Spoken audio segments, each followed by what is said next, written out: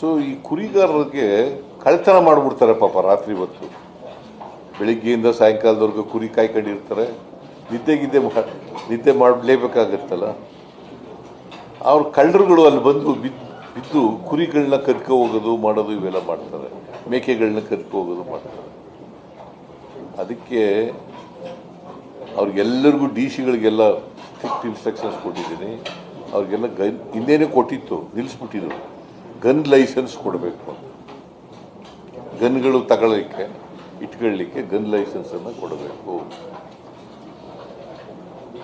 ಆಮೇಲೆ ಅರಣ್ಯದಲ್ಲಿ ಕುರಿಗಳು ಮೇಯಿಸೋಕ್ಕೆ ಬಿಡಬೇಕು. ಅರಣ್ಯಗಳಲ್ಲಿ ಈಗ ಕುರಿ ಮೇಯಿಸಕ್ಕೆ ಬಿಡಲ್ಲ. ಕುರಿಗಳು ಗಿಡ ಕಿತ್ಕ ತಿನ್ನಲ್ಲ.